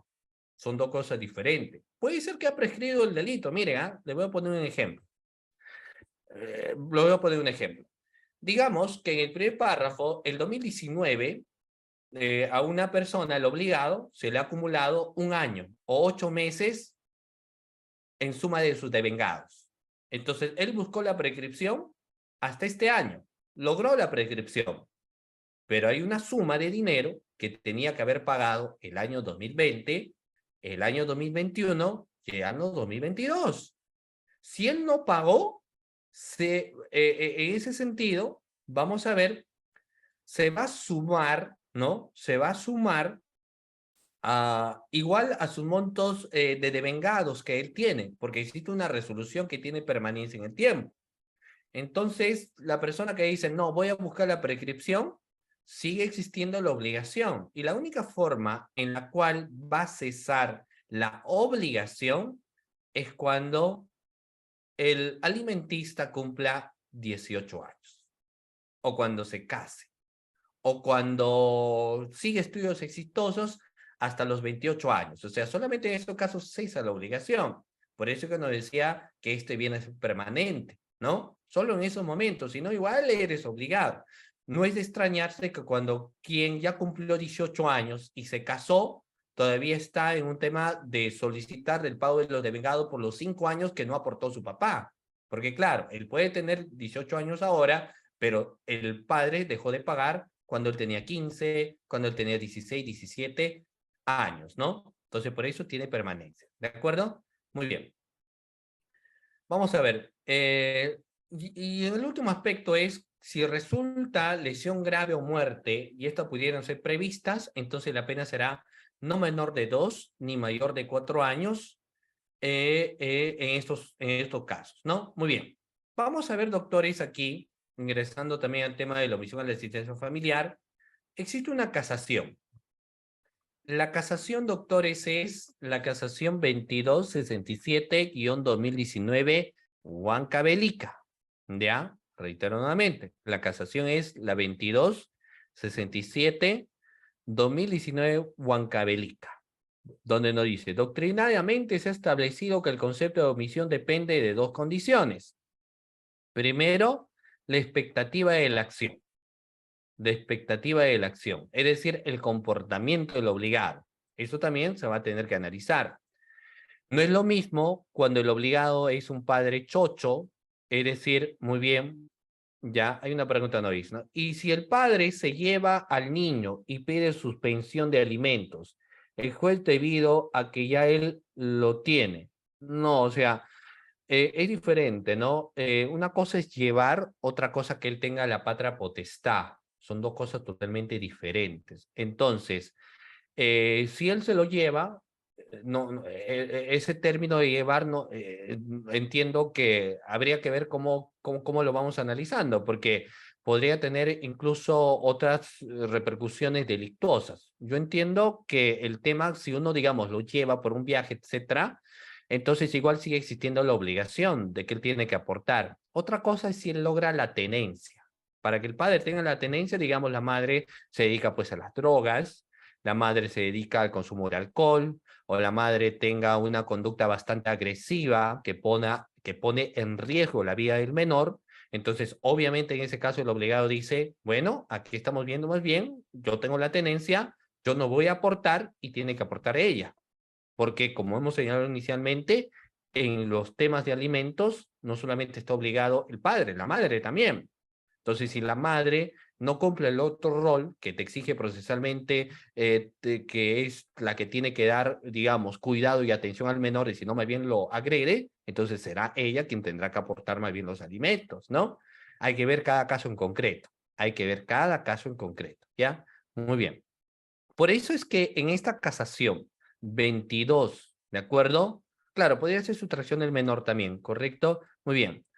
Vamos a ver, ya. Eh, ¿Qué pasa en la casación 2267-2019? Huancavelica. Expectativa de la acción. La expectativa de la acción está relacionada al comportamiento del padre. Vamos a ver la conducta, ¿no? Hay muy buenos padres, muy excelentísimos padres, que lo demandan por alimentos, así sean excelentes. Hay padres que sin necesidad de que le han planteado la pensión de alimentos durante el embarazo, se han comportado 1000 puntos. Pagaron el hospital, pagaron las atenciones del parto, el posparto, durante todo el proceso de embarazo, fueron muy buenos padres, engreidores y aportaban, ¿no? Su relación ya no funcionó, pero eran buenos padres aportando. Y la madre dice, no, no, él es un buen papá, pero yo voy a ir por la vía legal. Y lo denuncian por alimentos. Lo denuncian por alimentos. Y el papá dice, pero yo estoy aportando, yo le voy a aportar siempre. Es más, he aportado por todo un año, ¿no? He abierto su cuenta, le doy todo lo que puedo. Y más incluso también. Y la madre dice, no, igual lo denuncio por alimentos. Y le dice, no lo hagas porque me va a afectar con mi trabajo y demás. Igual te denuncio por alimentos. Y lo denuncia, ¿no? Y obviamente, a veces incluso antes que lo denuncian por alimentos, él aportaba, digamos, 3000 soles, ¿no? Y ahora con la demanda de alimentos, más bien baja, aporta 2000, porque la jueza o el juez vio que dentro de los ingresos que él tenía, bueno, el aportar 3000 pasaba a los 60%, ¿no? Entonces lo disminuyen. Entonces hay que ver la expectativa de la acción. Entonces, si es un buen padre que sí aportaba, el hecho que le han demandado por alimento, por eso digo, no significa que es un mal padre, ¿ah? Hay que tener mucho cuidado respecto a eso también. A veces uno piensa y dice, no, lo han demandado por pensión de alimentos, seguro es un mal padre. No, a veces lo demandan porque la ley dice, ¿no? Si es el padre, se han separado, él ha hecho nuevamente su vida, tiene un hijo, pero no descuida al hijo. Igual lo demanda por alimentos. Igual está demandado por alimentos, pero él es un buen padre. Entonces se analiza la expectativa de la acción de ambos padres. Hay que ver. Luego se analiza la capacidad individual de la acción. Eso lo señala la casación 2267-2019 Huancavelica. Una cosa es no querer pasar alimentos, otra cosa muy diferente es no poder pasar alimentos. Son dos cosas totalmente diferentes. El quien no quiere actúa por dolo y dice, yo no voy a pasar absolutamente nada. El otro aspecto es el no poder pasar alimentos.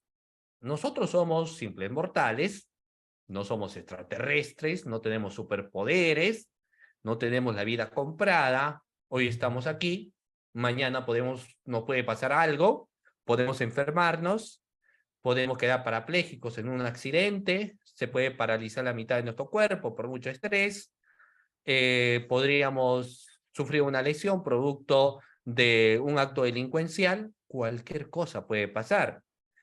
¿Qué sucede si el padre termina cayendo en una enfermedad gravísima o ingresa en una enfermedad que deteriora su salud o se accidenta?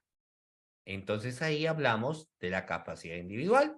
Si se evidencia un buen récord de pago y ahora él está enfermo, entonces no significa que él no quiere pagar alimentos. Él no puede pagar alimentos. Se tiene que analizar eso también, que son dos cosas totalmente diferentes. Lo que está reprimido es el hecho de no poder, de no querer pagar alimentos. Entonces, si a uno le es imposible físicamente, ¿cómo va a pagar? Pues ahora, punto a favor, no es lo mismo que tú seas un padre que tiene 25 años y eres papá a los 25 años. 30 años, todavía eres joven. 35 años, ¿no? A ser una persona que ya tiene 65 años. La edad es una dolencia. Entonces, a mayor edad, las facultades de aportación también disminuyen, porque ahora, quien ya se convierte en anciano, en una persona mayor, también necesita su autocuidado, también necesita sus necesidades, y todo eso se pondera, todo eso se evalúa. O sea, si estamos ante una persona que tiene 70 años, no va a poder aportar la misma cantidad que antes. A veces eso hay que tener que explicar. Uno dice, no, igual no importa que tenga 80, pero él tiene la obligación. No es así, ¿no? Hay que tener mucho cuidado. Hay que analizar cada caso en concreto, ¿no?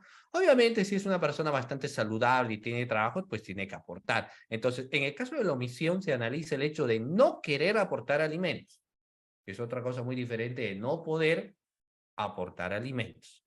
Lo que está reprimido como delito es el no querer pasar pensión de alimentos en la exigencia de los devengados. Si no puedes, no es omisión. ¿De acuerdo? Hay que tener en cuenta eso. ¿De acuerdo? Muy bien. Hay que ver. Siguiente. Muy bien, vamos a ver si acá teníamos alguna pregunta. Ah, acá tenemos alguna pregunta. Vamos a ver ya. Vamos a ver. Sí, pero debe tenerse en cuenta que la omisión es un delito de actos permanentes. Sí, es un acto permanente, básicamente porque la obligación cesa cuando el menor pues cumple 18 años o sigue estudios exitosos hasta los 28 años de edad, ¿no? Ahora, es un tema también, ¿no? ¿Con qué se entiende por estudios exitosos? Es otro punto que hay que analizar. ¿Qué pasa si el estudiante se va jalando materia por materia, curso por curso? ¿Eso será tener un estudio exitoso? ¿No? O sea, si la persona se jala, reprueba, termina, eso es exitoso, habría que ponderar. Por eso es que hay una propuesta actualmente, bueno, solamente se tiene en propuesta de que quien quiera sustentar estudios exitosos tiene que demostrar. Se tiene que demostrar que esta persona realmente tiene estudios exitosos, ¿no? Para poder dar el aporte económico que corresponde, ¿ya? Eh, no dice, ¿no? Acá no. ¿Qué se considera estudios exitosos? ¿Hay algún parámetro? Claro, ahí ingresa lo que el doctor Renan señala, ¿no? ¿Qué se considera por estudios exitosos? ¿Hay algún parámetro? No. Lo que nos dice es que quien tiene 18 años y quiere seguir estudiando, entonces puede haber un aporte hasta los 28 años de edad, siempre y cuando tiene estudios exitosos. Más no nos dice, pero entonces eso lo sujeta a una interpretación. Para algunos es estudio exitoso el hecho de terminar la carrera. Para algunos será estudio exitoso no jalarse cursos, ¿no? Entonces no hay un parámetro, lamentablemente. Significará de que si tú estás estudiando en una universidad, no existe una regla donde tú tienes que acreditar tus notas 20, sino lo que sencillamente se tiene que acreditar es que tú eres estudiante universitario, por ejemplo, ¿no? Para que en el obligado exista esa, valga la redundancia, obligación de tener que seguir prestando alimentos. Entonces no tenemos un parámetro, lamentablemente, ¿no? Porque si no, hay muchas personas que se cambian a esta carrera, a la otra carrera, están en duda y simplemente los ponen para que sigan aportando alimentos.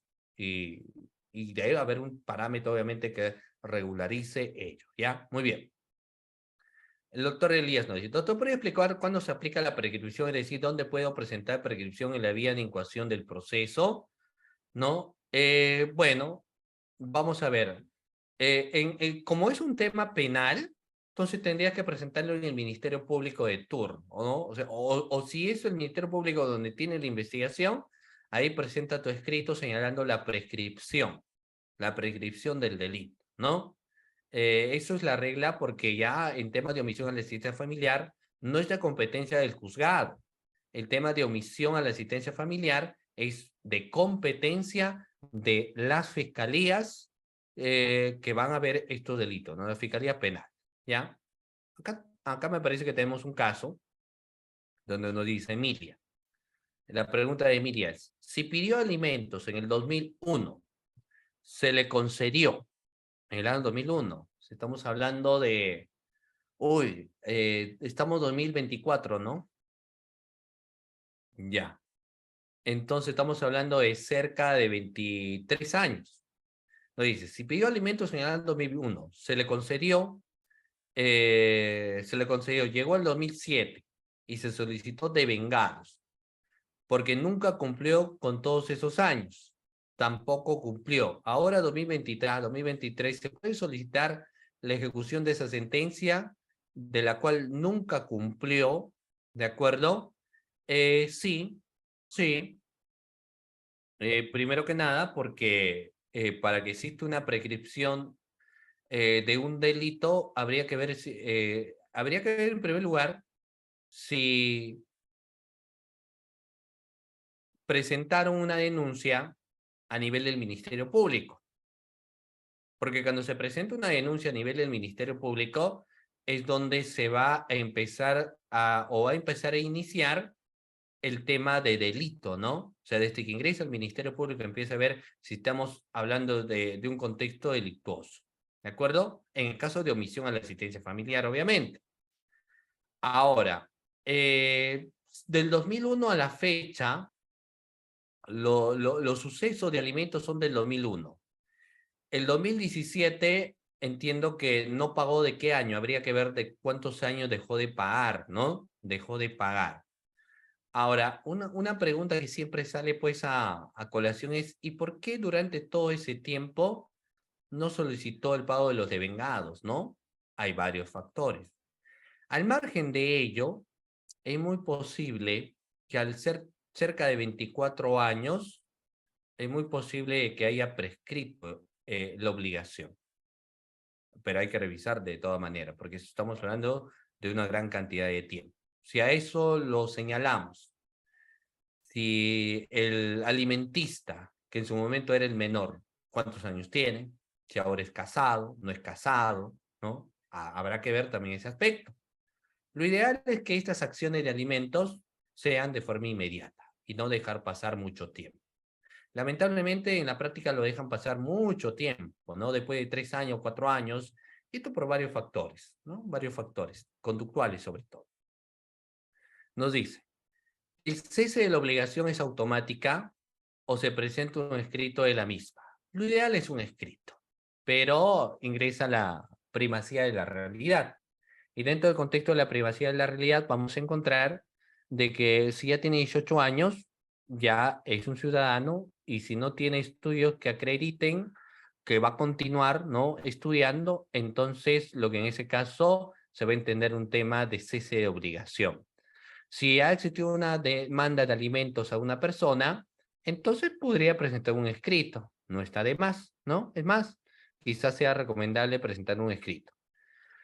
Hay que conocer al juez. ¿Los meses después del cese está obligado a pagar? No, ya no. Si hace cese, los meses después ya no están obligados a pagar. Si tiene 18 años ya no tienes por qué pagar absolutamente nada, ¿no? Si tiene estudios exitosos es diferente, pero tendrá que acreditar que está estudiando, ¿no? Muy bien. Vamos a ver, acá tenemos otra pregunta. Hay varias preguntas en realidad. Doctor, el delito de omisión a la asistencia familiar es permanente, conforme a la casación 327-2020 Junín. Y conforme al artículo 82, inciso 4 del Código Penal, en los delitos permanentes, el cómputo de plazo de prescripción comienza a partir del día en que cesa la permanencia. Siendo así, la prescripción corre una vez cancelada, ya. Bueno, vamos a ver, nos dice, el cómputo de plazo de prescripción comienza a partir del día en que cese la permanencia, ¿no? Siendo así, la prescripción corre una vez cancelada. Cancelada entiendo que hace referencia a los devengados, ¿de acuerdo? Hace referencia al tema de los devengados. Entonces, obviamente, si hay un pago de por medio de todos los devengados que dejó de pagar durante ese tiempo, se extingue la obligación.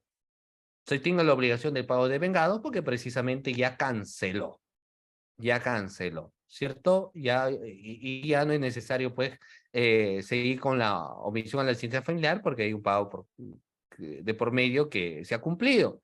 Entonces, por un tema de sustracción de la materia, ese caso queda ahí. ¿Ya? Muy bien. Sigamos. Si este padre tiene una sentencia penal por una liquidación del periodo 2018-2019 y tiene discapacidad acreditada con carnet CONADIS, pero este fue emitido en el año 2022, pero su salud se encuentra decaída desde el 2010, es decir, no actuó con dolo, esto en apelación podría confirmar la sentencia de primera instancia.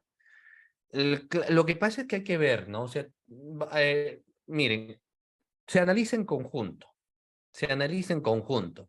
Hay que analizar en conjunto cada caso. Primero, habría que ver cuándo le plantearon una demanda de alimentos, en qué año le plantearon una demanda de alimentos. Porque en esa demanda de alimentos, si él se encontraba mal de salud, podría haberlo señalado para que el monto de pensión de alimentos no sea alto. Pero pongamos como ejemplo que en ese periodo de tiempo el obligado se gozaba de buena salud, ¿no? Y el 2018-2019 dejó de pagar, como hemos señalado. Lo que se tendría que demostrar para que no sea omisión a la asistencia familiar es si en ese periodo de tiempo él no pudo pagar. Y luego tendríamos que ver las conductas anteriores. ¿Qué pasó en el año 2020? ¿Qué pasó en el año 2021? Él estuvo pagando, no estuvo pagando, habría que ver ello, ¿no? Luego nos señalan como dato que en el año 2022 hay un carnet del CONADIS. Entonces, eso podría presumir que recién a partir del año 2022 él tiene una discapacidad. Dos, habría que ver qué discapacidad. No es lo mismo que una persona podría quedarse, digamos, sin una pierna y puede haber otras posibilidades de ingreso, a quedarse sin una mano y tener otras posibilidades. Habría que ver qué discapacidad. También se analiza eso, ¿no? Hay que ver eso. Hay que ver esa situación. Hay que ver si la persona se dedicaba a qué trabajo, porque quizás si su rubro era venta de golosinas, tenía un restaurante a la cual él administraba, o tenía una tienda y ahora le viene una discapacidad, entonces, pero no tiene una pierna, sin embargo, él puede seguir atendiendo. O sea, no le limita, digamos, el trabajo. Por eso que hoy en día se dice que ese tema de discapacidad más bien se ve en una habilidad reducida, pero habilidad reducida para algunas cosas. Si esta persona no tiene una pierna, pero siempre su trabajo era estar sentado, entonces no le limita, ¿no? Habría que ver el aspecto. Diferente será el caso si eran, digamos, un cantante y ahora pues se quedó sin voz. Entonces, el nivel de discapacidad que esta persona tendrá será distinta. Hay que ver cada caso en concreto, ¿no? Hay que ver cada caso en concreto. Entonces uno dice, con su salud se encontraba recaída, habría que ver y demostrar qué es lo que tenía en su salud y si lo que él tenía le impedía realizar algo. Si él, por ejemplo, tenía una enfermedad degenerativa, donde él ya no podía caminar, a las justas caminaba, es diferente a que él, por ejemplo, tenía dolores en el estómago, dolores, no sé, en la cabeza, pero no le impedían, y estos no eran frecuentes, no le impedían a él seguir trabajando. Hay que analizar ese caso también, ¿de acuerdo? Porque finalmente, como se señala, todos, absolutamente todos, sufrimos de una en mayor magnitud o en menor magnitud de algún tipo de enfermedad, pues, ¿no? Podemos tener mucha gripe, nuestra salud puede estar mal, podemos tener insomnio, podemos sufrir de depresión, cada quien con sus males, ¿no? Pero eso no significa necesariamente de que uno ya no esté posibilitado, pues, para seguir aportando. Entonces, habría que ver cada caso en concreto y si realmente esa discapacidad le impide dar aportes económicos, ¿ya? Muy bien. Vamos a ver, doctor, en el caso que usted menciona, ¿se puede dar reconocimiento al juez que el obligado enfermó y se encuentra con cáncer porque no podía pagar pensión de alimentos? Es lo ideal, habría que ver. Es más, lo que es recomendable es que si tú estás pasando tus alimentos, o sea, y que estos temas de alimentos es todo un mundo. Son muy pocos los padres que a pesar que existe una demanda de alimentos, siguen teniendo relación de padres. Por lo general, muchos, es que ahí ingresa el problema, ¿no? El hijo no es una garantía de permanencia de una relación. Eso queda claro, ¿no? O sea, el hijo no ata ni desata absolutamente a nadie. Entonces, hay quienes logran sortear y entender de que, por ejemplo, la relación no funcionó, tienen un hijo, pero son padres y tienen que aportar económicamente. La relación que tienen es sencillamente como padres. Sin embargo, la relación termina siendo buena. Entonces, si el papá se siente mal, dice, discúlpame, estoy mal de salud, no voy a poder aportar en estos 3 meses porque me han detectado cáncer. Entonces la madre incluso le apoya moralmente, ¿no? O incluso económicamente, porque finalmente ella dice, es el papá de mi hija, entonces yo te tengo que apoyar. En muchos de los casos que se dan por denuncia de alimentos, solo lo hacen por asegurar, ¿no? Y dicen, bueno, igual vamos a mantener contacto, pero hay que ir sobre todo en la base de la ley, ¿no? Que tú aportes, no es que desconfío, pero hay que irnos por la base de la ley. Y siguen manteniendo buena comunicación. Pero tenemos otros casos donde ni se miran, ni se odian, o perdón, hasta se odian y utilizan al hijo como instrumento, ¿no? Entonces la otra persona está viendo si tiene un empleo más, no, voy a pedir aumento de pensión. No, veo alguna conducta ahí, entonces voy a pedir medida de protección y están en el dame que te doy, ¿no? Y hay otro que sencillamente ya quedó muerto, a pesar que existe una pensión de alimentos, igual no le interesa con su vida, no hay diálogo. Entonces, si la pareja habría que ver cada situación.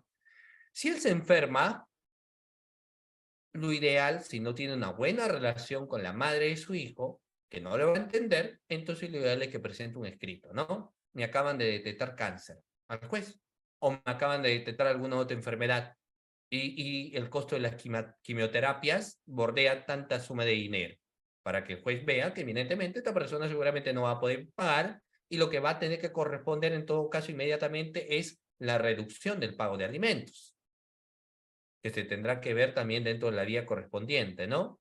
Entonces eso es lo interesante que se podría hacer, ¿ya? Muy bien. Ok, vamos a ver. Hay bastantes preguntas y preguntas. Voy a responder estas, ¿de acuerdo? Vamos a ver, nos dice. En el caso que el demandante solicita aumento, reitero, en el caso que el demandante solicita aumento de pensión de alimentos y el juez determina que el alimentista no sigue estudios exitosos y por tanto se desestima el aumento, ¿se puede utilizar una resolución como exoneración? A ver, vamos a ver. No, lo que pasa es que más bien disminuye. Se entiende que en los primeros años de vida, y eso también hay que entender, a veces entendemos, y sobre ello hay muchas posiciones y muchos libros bastante interesantes. Pregunta, ¿cuándo uno más necesita de cuidado? Cuando es un recién nacido, cuando es un infante, en sus primeros años. Entonces ahí podemos pedir sumas mayores, porque necesitamos que este menor pueda ir desarrollándose de forma adecuada, pueda tener buena alimentación, pueda tener una buena calidad de vida. A medida que el menor va creciendo, se va volviendo independiente. Entonces, si ya tiene 18 años, si tiene 15, 16, 17, 18, 3 años más ciudadano, y si ya tiene más de 18 y está estudiando, más bien puede solicitar y dices, yo voy a pagar el tema de alimento porque sí estoy exitoso, pero no la misma cantidad anterior, porque ya no soy la persona que en su momento me denunciaron cuando tenía, por ejemplo, o demandaron por alimento cuando tenía 40 años, o cuando tenía 45, ahora ya tengo 60, tengo 63, soy un anciano. Entonces, disminuye más bien. Y eso también tiene que ir, pues, ya en el contexto del hijo, ¿no? El hijo también tendría que ver y decir, bueno, si mi padre es mayor, mejor, no, es cierto que me apoye, pero con una suma en la cual yo también puedo trabajar, porque ya no soy un niño como hace 25 años atrás, donde sí no podía, pues ahora ya tengo 26 años, entonces yo puedo tener mis ingresos económicos, pero sí, mi padre tiene que seguir aportándome también y ayudándome, ¿no? Más bien eso se tiene que dar. Pero es cierto que vivimos en una sociedad donde da lo mismo, ¿no? El hijo más bien ve como un negocio, igual el padre que me aporte y me aporte, ¿no? Tampoco es así, ¿ya? Muy bien. Vamos a ver. Ya, vamos a ver. Ok, sigamos. Sigamos, doctores. Muchas gracias por su participación. Vamos a ver acá. Elementos objetivos de tipicidad del delito de omisión a la asistencia familiar. ¿De acuerdo? Vamos a ver. Mire, sujeto activo del delito. Sujeto activo del delito son los obligados. ¿Qué significa? Que tanto el papá y la mamá podrían pasar pensión de alimentos. Ellos son los obligados. El sujeto pasivo es el menor, pero técnicamente mejor lo llamamos el alimentista, ¿no? El alimentista es el que tiene que recibir, pues en este caso, el pago. Es por su desarrollo, por su calidad de vida, por su alimentación, por su vestido, por la vivienda que va a tener. Cuando este sujeto pasivo va creciendo más, entonces las obligaciones económicas tendrían que disminuir obligatoriamente. ¿Y esto por qué? Porque al crecer el menor se va volviendo más independiente. Y eso hay que ponderar. Ya una persona de 18, 19 años puede conseguir trabajo. No va a esperar solamente que el papá lo mantenga, ¿no? Y el juez tiene que ponderar. Ahora, no exime de responsabilidad del papá, pero no va a ser la misma cantidad. Otro elemento, una resolución que requiere el pago alimentario, es decir, una demanda de alimentos, necesariamente. Luego vamos a ver la capacidad económica del sujeto activo, pero hay algo bastante interesante que en esa capacidad económica es variante. Entonces uno puede pedir una reducción. Uno puede pedir una reducción. Así como la otra parte puede pedir un aumento, también una reducción. Pero para pedir un aumento hay que ver, ¿no? Hay que ver cada situación. ¿Cuándo, digamos, estaríamos ante un aumento que podría ser acreditado si mi hijo le pagaban 3.000 soles y lamentablemente a sus 7 añitos acarrea una enfermedad? Necesita terapia, necesita medicamentos y el padre tiene un mejor trabajo, pide el aumento de alimentos. Mi hijo lo necesita más. Si veo que otra posibilidad además, ¿no? Si antes mi hijo vivía en unas condiciones regulares, pero ahora él quiere capacitarse más, entonces necesita una mejor calidad de vida. Si el padre lo puede dar, ¿no? Pero no significa tampoco que hay que buscar que él gana más, entonces tengo que pedir lo que él gana. Si él ahora lo ascienden, entonces voy a pedir mayor. No, o sea, también hay que ponderar cada caso, ¿no? O sea, si era suficiente con la pensión que le daban y ahora él está teniendo mayor ingreso y con ese dinero era suficiente para darle una buena calidad al menor, suficiente con ello, ¿no? Suficiente con ello, ¿no? O sea, por eso que quien sustenta también aumento de alimentos tendrá que explicar por qué es la sustentación de los alimentos. ¿Qué varió la necesidad del menor de ahora con o cuando era menor con lo que ahora que tiene, digamos, 12 años? ¿En qué varió? Y va más allá del hecho de decir, no, antes estaba en colegio estatal y ahora tiene que estar en colegio particular, pues, ¿no? O sea, va más allá en el tema de eso, ¿ya? Vamos a ver el comportamiento omisivo. Y en el comportamiento omisivo hemos dicho que el padre tiene que actuar con dolo, o sea, el papá tiene que decir, yo no quiero pasar alimentos. Yo me resisto a pasar pensión de alimentos, eso se tiene que dar, ¿no? El sujeto obra con dolo. El bien jurídico tutelado. En el caso del bien jurídico tutelado, obviamente en el caso de omisión a la asistencia familiar es la familia, el bien jurídico tutelado. Es la familia y específicamente los deberes de tipo asistencial. Reitero nuevamente, el bien jurídico tutelado viene a ser la familia y específicamente vienen a ser los deberes de tipo asistencial, doctores. ¿Cuándo se configura el delito de omisión a la asistencia familiar? El delito de omisión a la asistencia familiar se configura cuando el agente omite cumplir con la prestación establecida por una resolución judicial, pero como hemos señalado anteriormente, también la conducta tiene que ser dolosa, ¿ya? Tiene que ser dolosa, ¿de acuerdo? Muy bien. Siguiente, vamos a ver. ¿Cómo es la capacidad como elemento estructural del tipo? Aquí también hay que tener mucho cuidado, ¿no? La capacidad económica como elemento estructural del tipo. ¿Qué pasa si la persona no tiene dinero? Habría que ver por qué no tiene dinero. No puede él porque acarrea una discapacidad o porque quizás tenga algún antecedente y que ya no lo aceptan en un puesto laboral, o quizás él no quiere en realidad trabajar. Se habría que proponderá también ello, ¿no? Para analizar concretamente la capacidad económica y estructural. Lo que es cierto nos dice que la estructura típica del delito de omisión de la asistencia familiar tiene un aspecto objetivo y un aspecto de tipo subjetivo. En el aspecto objetivo del delito de omisión de la asistencia familiar, primero hay una situación típica generadora del deber y esto se ve plasmada en la existencia de una resolución, ¿no? Luego tenemos la no realización de la conducta ordenada. O sea, lo recomendable sería que si una persona no puede pasar alimentos porque ha devenido en un accidente, entonces su abogado inmediatamente tendría que presentar y decir, mi defendido no va a poder pagar, ¿no?, los alimentos porque tal o cual situación se dio. El no hacer ello, entonces se analiza la conducta del obligado. Luego vamos a hablar de la posibilidad psicofísica del individuo para ejecutar la acción ordenada, pero eso también guarda mucha relación con el hecho, por ejemplo, de ver cuando uno no quiere pagar la pensión de alimentos y ver por qué realmente no quiere pagar la pensión de alimentos, y una cosa diferente es no poder pagar los alimentos, ¿ya?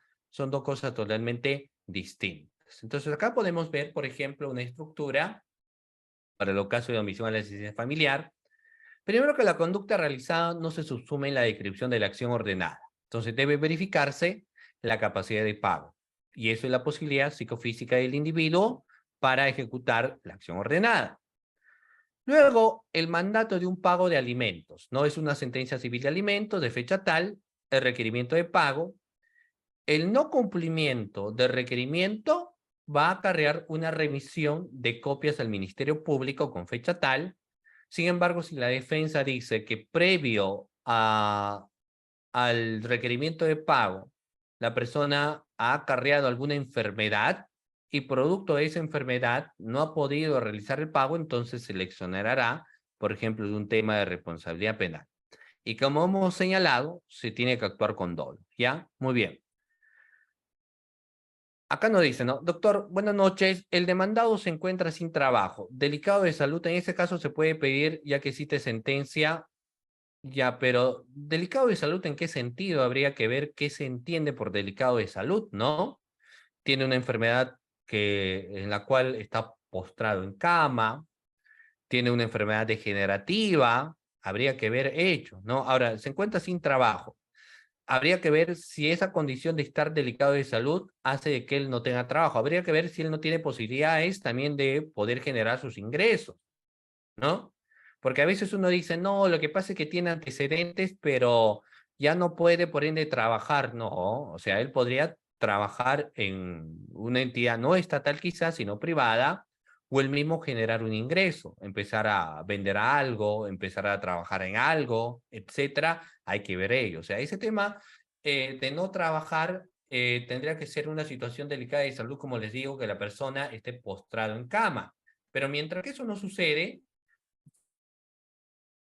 siempre hay fuentes de recursos que uno puede utilizar para ingresar. Muestra de ellos en la pandemia. En la pandemia, las personas que han perdido su trabajo o que ya no podían realizar labores, se han ingeniado para que precisamente tengan fuente de ingreso. Entonces, hay que tener en cuenta eso, por favor, ¿ya?